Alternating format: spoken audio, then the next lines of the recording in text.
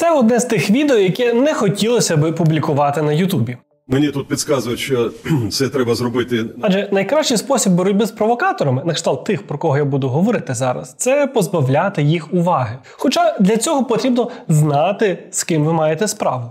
Зрештою, тому і вийшло це відео, щоб попередити вас про загрозу. Ще раз попереджую.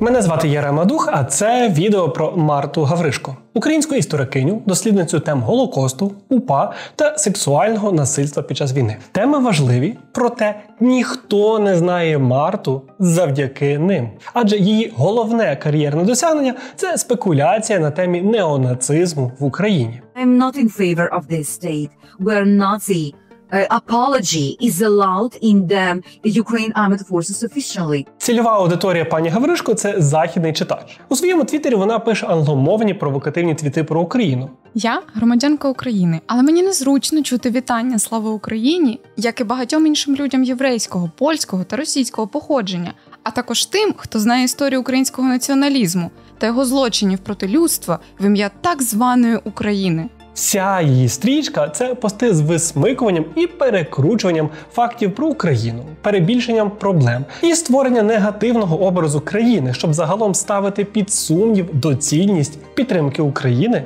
у війні проти Росії. В Україні зносять ще один пам'ятник Пушкіну, бо ніщо так не зміцнює Україну у війні і не посилює підтримку Заходу, як боротьба з пам'ятниками всесвітньо відомим письменникам.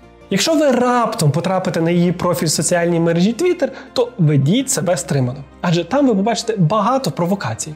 Зокрема, пости на захист російської мови, російської музики, УПЦ МП, пам'ятників Пушкіну, заклики погодитися на здачу української території Росії чи підтримку кровожерливої росіянки Юлії Латиніної. Отже, справжнє конституційне питання полягає в наступному. Коли українська держава нарешті звільнить своїх російськомовних громадян і перестане примушувати їх до війни? Зеленський запровадив нові персональні санкції за так звану антиукраїнську пропаганду. Зокрема, нещодавно потрапила до чорного списку російська журналістка Юлія Латиніна. Але ви можете сказати, стоп, ну пише там хтось собі у Твіттері. І що? Мало хто може назватися історикинею. Може вона взагалі згенерована штучним інтелектом? Зовсім ні. Марта Гавришко – це реальна людина із українським науковим ступенем від Львівського університету Франка. Вона певний час працювала у таких поважних організаціях, як Інститут українознавства імені Крип'якевича чи Центрі досліджень визвольного руху. Вона справді є українкою, принаймні за походженням. За даними з медіа, вона народилася у 84-му році у Миколаєві на Львівщині. Там і закінчила середню школу. Зараз, коли записується це відео, вона, очевидно, проживає у Сполучених Штатах, бо викладає у невеликому університеті Кларка в штаті Масачусетс. Викладає там в офлайні. Ми це знаємо, напевне, з її твіта, де вона описує, як обійняла заплаканого російського студента. Чи студентку, стать взагалі не має значення. Тобто Марта Гавришко – це людина, що довгий час належала до української наукової спільноти, має публікації і ступені та присвячує свій час історії. Чому ще і з якими акцентами присвячує свій вільний час Марта Гавришко, ми і поговоримо детальніше у цьому відео. Розбирати кожнісінький вкид пані Гавришко ми не будемо, тому що це відео не триває 10 годин. Як ви бачите по цих числах, які внизу екрану зараз блимають. Тому ми розберемо 5 яскравих кейсів маніпуляцій від пані Гавришко, які розкажуть про неї все, що потрібно знати. А також потім я дам поради, як виявляти маніпулятивні новини та подарую вам невеличкий електронний буклет, щоб ви його переслали своїм рідним. Це цілком безкоштовно. Чи ви хочете поговорити про інформаційні загрози та як від них врятуватися? Для цього є спецпроєкт довідка.інфо. Заходьте в інтернеті та в інстаграмі. Кейс перший. Спроби підірвати довіру до України. Для цього прикладу ми беремо пост пані Гавришко, де вона фактично кепкує із висловів «екзистенційна війна» та «війна на виживання». Вона стверджує, що ці вирази використовують жертви української військової пропаганди. Для аргументації своїх слів пані Гавришко перелічує різноманітні проблеми. Наприклад, згадала корупційну справу екс-міністра Чернишова. Чи розказала, що екс-міністр Резніков не покараний за корупцію в армії. Разом з тим, чомусь не згадуючи низку кримінальних справ проти посадовців Міністерства оборони. Але таке буває. Можливо, забулося. Проте довершується все це класичними накидами на кшталт депутати і чиновники наживаються на війні, а їхні діти не воюють за Україну. Останнє все-таки радше неправда. Я не знаю усіх історій усіх чиновників, але є відомі завдяки медіаісторії про військових та народних депутатів Романа Костенка чи Романа Лозинського. Або син екс-міністерки Оксани Жолнович, котрий воює, а племінник Сергія Кислиці загинув на фронті. Та Марта Гавришко має вибіркову об'єктивність, і те, що їй незручно, вона просто не згадує. Завершує свій пост пані Гавришко риторичним питанням, мовляв, бачите патерн? Ця війна в інтересах української влади та екзистенційної вона є хіба що для так званого режиму Зеленського. А хто в нас ще каже київський режим? Ану згадайте. Чи є в Україні проблеми, у тому числі з корупцією? Звісно. І ми, як українське суспільство, говоримо про них гучніше за будь-кого. Зрештою, проблеми з корупцією є в кожній країні світу. Та чи скасовує це якось те, що Росія нас хоче знищити і ми боремося за виживання? А вже ж ні. Подібних постів у пані Гавришко багацько. Наприклад, вона іронічно звертається до, як вона називає, західної проукраїнської аудиторії із закликом скептично ставитись до українських політиків, які говорять, що Україна буде боротися до перемоги. До цих слів пані Марта пропонує ставитися критично, тому що політики, які роблять ці заяви, носять дорогі костюми та годинники. Знаєте, ці лакшері футболки Зеленського. Яку практичну користь несуть такі пости, навряд чи скаже навіть сама пані Гавришко. Вона не розповідає чогось сенсаційного, не пропонує, як вирішувати якісь проблеми і взагалі не прагне цього робити. Вона просто роздмухує скандали. А все тому, що Марта колись добре зрозуміла, що для того, щоб її обговорювали, потрібно провокувати. І тут ми плавно переходимо до другого кейсу – інформаційної атаки пані Гавришко на українських захисників. Певним дебютом, після якого вона стала відома ширшому загалу, став її пост про виставку у сталевих грозах у 2023 році. Ця виставка була присвячена борцям за незалежність України, теперішнім та минулим. Зокрема, на одному з експонатів поруч були світлини бійців 3-ї окремої штурмової бригади та дивізії Галичина. Що в цьому поганого? Для Марти Гавришко – все. Вона стверджує, що члени дивізії – це начебто військові злочинці. Що ж, давайте розбиратися. Чи була дивізія Галичина частиною нацистської армії?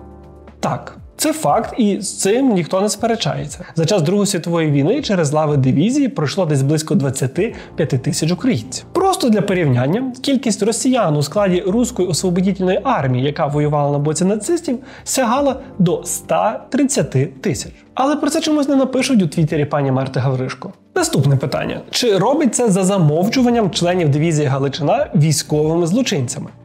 Відповідь на це дав Нюрнберзький процес. Ані дивізія Галичина, ані її членами не визнані винними. І навіть якщо вам цього мало, то остаточну крапку в цьому питанні поставила комісія Дюшена. У 1985 році в Канаді створили державну комісію для розслідування причетності вихідців з України та країн Балтії до воєнних злочинів. Адже в країні поселилась значна кількість бійців дивізій. За результатами розслідування жодних злочинних дій не виявили. Та у свою чергу Гавришко концентрує увагу лише на окремих фактах, на кшталт перебування у лавах СС, навмисно чи несвідомо ігноруючи інші моменти. Вона не дає ширший контекст, що українці доєдналися до німецької армії не тому, що підтримували ідеї Гітлера. Українці тих часів вважали, що це їхня можливість побудувати українську державу шляхом перемоги над більшовизмом, який для них був не меншим злом. Давайте також згадаємо про 23-й рік і атаку на ветерана дивізії Ярослава Гуньку, який через таких псевдодослідників, як Марта, змушений доживати своє життя у стресі. Достатньо лише почитати спогади Ярослава Гуньки на сайті локальної історії, щоб зрозуміти, чому він та інші українці тоді вступали до лав дивізії Галичина. У місті і по селах далі продовжувалися арешти і вивозили людей, ворогів народу, на Сибір. Одної суботи директор школи Ткачук викликав 3 людей, учнів 10-ї класи з Бурси, і вже більше їх ніхто не бачив. Страх перед невідомим огортав нас і весь народ. Над Бережанською землею шалів терор московського комунізму. НКВД мав очі і вуха всюди. Друг до друга і брат до брата не могли заговорити щиро зі страху перед зрадою. У школі ми мусили співати хвальні пісні нашим катам, а місячні стінні газети, що кожна класа мусила видавати, до небес вихваляли батька Сталіна і комуністичну партію. У липні 41-го німецька армія зайняла Бережани. Нарід відчув відлигу, знаючи, що більше не буде того страхозвісного стукання у двері серед ночі, і хоч можна буде тепер спокійно виспатись. Пан Ярослав не бажав повернення до такого життя, тому в 43-му році, коли Червона армія наближалася до його рідного краю, він став дивізійником. Так, це все складна історія, навіть через 80 років після описаних подій. Навіть коли ми вже маємо повну історичну ретроспективу. А що казати про людей, які робили свій складний вибір тоді? Та проте пані Гавришко, як професійний історик, як вона каже, мала б оцінювати такі питання комплексно.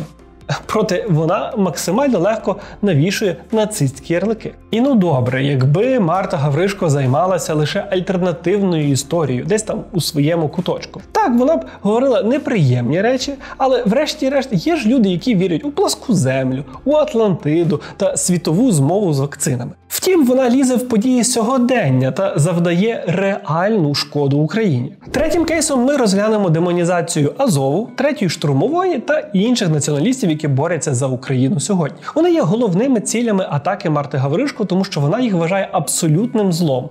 Або, принаймні, хоче такими зобразити. І без всяких «але». У своїх постах Гавришко цілком серйозно називає їх такою ж загрозою для України, як і Росію. І це ще не кінець, далі ще буде.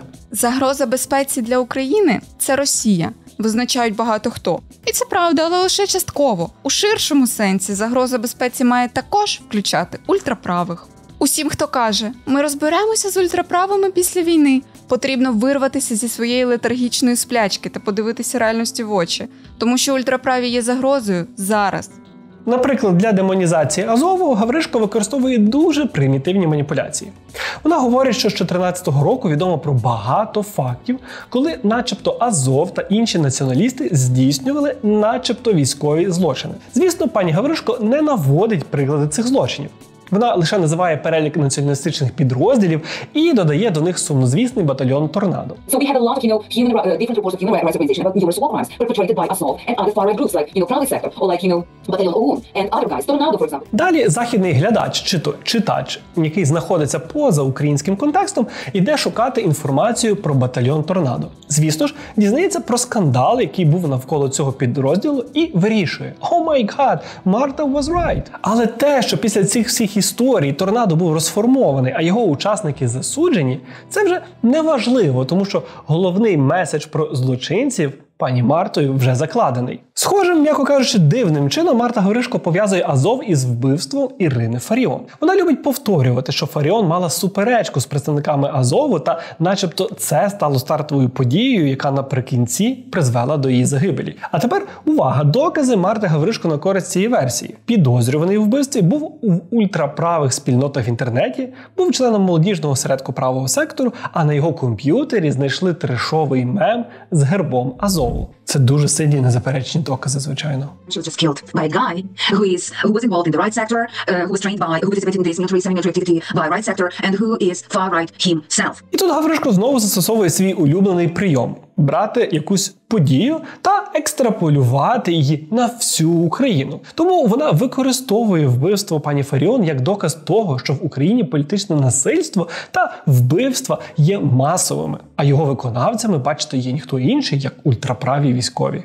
In Ukraine nowadays we have many incidents of political violence and political terrorism when people are killed, and many of those who attack them are members of far-right units with some combat experience. Знову ж таки, якось зовсім випадково забувається, що Ірина Фаріон виступала у підтримку захисників Азовсталі і турбувалася, чому про них мало говорять. Загалом мета зрозуміла. Все це Гавришко говорить, щоб довести свою позицію, що ультраправі начебто захопили владу в Україні. Витворяють все, що забажають, і взагалі безкарні, адже мають беззаперечну підтримку з боку держави. Тільки хто конкретно з ультраправих обіймає керівні держпосади, чи хоча б сидить у парламенті, чомусь Гавришко не називає. І не назве, тому що загалом немає кого назвати. До речі, на відміну від багатьох європейських парламентів. Втім, обурливих постів Марти Гавришко про партію Марі Ле Пен чи німецьку АФД ви не знайдете. Навпаки, вона стверджує, що АФД – це ангели у порівнянні з Азовом. In my native city, there was a conference of neo-Nazis, official conference in Franciato, and who were there? Not only Ukrainian neo-Nazis from Azov, from Freikorps. Якщо хочете більше дізнатися про ультраправі партії у житті Європи, у мене є про це окреме відео, запрошую подивитися. А ще є ультраправа символіка. Це один з улюблених аргументів Гавришко, який вона використовує, щоб підтвердити розквіт неонацизму в Україні. Вона приділяє цим символам стільки уваги, що ми маємо розглянути це окремо. Це четвертий кейс про те, як для досягнення своєї мети Марта притягує факти за вуха, немов людина-павук, будь-який предмет. Або Петрик П'яточкін Столенят. Виберіть той варіант, який вам ближчий за віком. Для твердження, що в Збройних силах України начебто є неонацисти, пані Гавришко вишукує фотографії окремих бійців, які мають ультраправі татуювання чи схожі на них патчі. Ну, або хоча б щось, що на це віддалено схоже. Адже тоді можна сказати, що в Україні є ультраправі, як і в кожній країні світу. Проте Гавришко подає це не як, що серед тисяч бійців Азову чи 3-ї штурмової є представники ультраправого руху. Ні, вона видає погляди окремих людей за спільну позицію багатотисячних підрозділів. Але це дуже несправедливо, адже в українській армії є люди, які носять патчі з веселковими прапорами і є частиною ЛГБТ-спільноти. Чому Гавришко не говорить, що владу в Україні захопили квір-люди? Також є бійці, які носять на собі символіку анархістів. Чому тоді Марта не використовує це, щоб заявити про відродження лівого руху в Україні та воскресіння Нестора Махна? Та тому, що це не продається, на відміну від теми нацизму, яка є болючою для західної аудиторії. Погоді за цим хайпом Марта готова фактично стати на бік Росії та підтримати так звану денацифікацію, запекло доводячи, що нацистів в Україні просто навалом. After February 2022, when Mark Fall, in the very first day of Russian attack on Ukraine, said there are no Nazis in Ukraine, and this statement is a complete lie. Марта так женеться за сенсаційним викриттям українських неонацистів, що регулярно потрапляє у курйозні ситуації і не дуже перевіряє факти, які публікує. Ну, якщо взагалі її звинувачення можна називати смішними. Наприклад, ось вона запостила фото воїна Романа Мироненка на псевдо-француз. Бо на його футболці було щось схоже на символіку Люфтваффе. Тільки є нюанс. Це не зовсім герб Люфтваффе. Там є мальтійський хрест, та й взагалі сам Мироненко – це один з лідерів руху антифашистів. Зрештою, який контекст цього всього? Чому він в цьому худіку? Що означає малюнок? Це ж мала би і з'ясувати справжня дослідниця. Ну, якщо вона справжня. А ось пост про мерч підрозділу «Братство» з написом «Мир – це не відсутність війни, а відсутність Москви». Іронічний та водночас навіть філософський посил. Втім, Гавришко стверджує, що ця футболка пропагує етнічні чистки. Так, ви все правильно почули. Головним же захопленням, хобі та, можливо, справою цілого десятиліття для Марти є лазіння по нікому невідомим малесеньким телеграм-каналам, де продаються різноманітні аксесуари з символікою нацистської Німеччини. На мою думку, поширювати такі речі неправильно, і в цьому немає нічого веселого. Однак, будьмо об'єктивними. Йдеться про Telegram, який є своєрідним філіалом Даркнету, де можна запостити і купити все, що завгодно. Ба більше, купити мерч нацистської Німеччини можна навіть на американському eBay. То в чому ж тоді унікальність ситуації в Україні? Та ні в чому, тому пані Гавришко робить вигляд, ніби нацистську символіку продають в ЦУМі на Хрещатику. До того ж, маніпулює, що ця символіка знаходиться у вільному продажі, нібито на відміну від радянської, за яку переслідують. Ну і це теж така не зовсім правда, адже радянські прапори і інші схожі речі відкрито продаються в інтернеті. Але людей, які публічно демонструють нацистську символіку, у нас затримують. Я дякую, що ви досі дивитеся моє відео. Це маленьке прохання поставити лайк і підписатися на цей канал. Для мене це буде дуже важливо. А також прошу вас підтримати збір на вовків Да Вінчі, які ви зараз знайдете в описі і в закріпленому коментарі. Будь-яка ваша пожертва має значення. І зрештою, ви кидаєте гроші, я бачу, що вам справді подобається це відео, а дрони роблять свою справу. І ось наш п'ятий та останній кейс із відповіддю на запитання. Для чого Марта Гавришко робить весь цей фарш із фактів? На мою думку, насамперед для того, щоб стати популярною. а також для того, щоб зліпити необхідні наративи, які будуть шкодити Україні та нашій обороноздатності. Ви, можливо, не знаєте, але підрозділ Азов до 24-го року не отримував жодної західної зброї. Так, це наслідок, зокрема, і негативних згадок у медіа та на різних платформах. І до моменту зміни ставлення до себе і заслужити визнання на Заході, тоді ще полк Азов мав у нелюдських умовах кілька місяців захищати оточене місто. Тепер, коли цю заборону нарешті зняли, Гавришко, видно, хоче повернути все назад. Весь цей її розгон про начебто жахливих неонацистів в Україні – це підґрунтя для закликів не давати зброю одному з найефективніших українських підрозділів. Ну, хто таке робить взагалі? US Congress lifted the ban for delivering weapons to Azov. Despite of all this evidence that they accepted and they're training American neo-Nazis, they were involved in war crimes in Donbas region, and they have hate ideology. Додатково Марта Гавришко використовує дуже брудні прийоми в спробах підривати підтримку наших союзників. Наприклад, вона чіпляється до виставок на Заході, що присвячені українським бійцям, зокрема учасникам Азову і 3-ї штурмової. Приходить і пише типу, навіщо ви просуваєте у себе неонацизм? Але ж насправді його ніхто ніде не просуває. Маніпулятивно? Так. Але чи це працює? На жаль, теж деколи так. Окремо Марта Гавришко концентрується на Польщі. У неї є кілька постів на кшталт типу «А ви знаєте, що ви донатите тим, хто підтримує та шанує українську повстанську армію?» Але як щодо того, що так, вони розуміють це. Просто є освічені, грамотні люди, котрі вміють відділяти історичні питання від актуальних. І усвідомлюють, що старі україно-польські суперечки можна вирішувати, не псуючи теперішні стосунки. Навіть прем'єр-міністр Польщі Дональд Туск попередив у своєму твіттері, що росіяни роблять все можливе, щоб посварити Київ та Варшаву. Марто, ну як вам подобається займатися тим, що робить країна, яка хоче знищити вашу батьківщину? Звісно, що ми без чітких доказів не будемо навішувати ярлики, що вона російська агентка і працює в інтересах агресора. Хоча її слова любить поширювати російська пропаганда із заголовками типу «Історик заявила про проблему нацизму в Україні». Публікація на Газета.ру можна, напевно, пишатися собою. Така поведінка та заклики наштовхують на не дуже приємні висновки. Краще поділіться ви своїми висновками щодо цієї пані в коментарях. Побачимо, чи збігаються у нас всіх думки. Проте, прошу, давайте без грубощів і хейт-спічу. Адже одна з явних цілей пані Марти – це викликати у українців емоції, агресію та використовувати це на свою користь. Єдиний хейт-спіч, який підтримують на цьому каналі – це ось.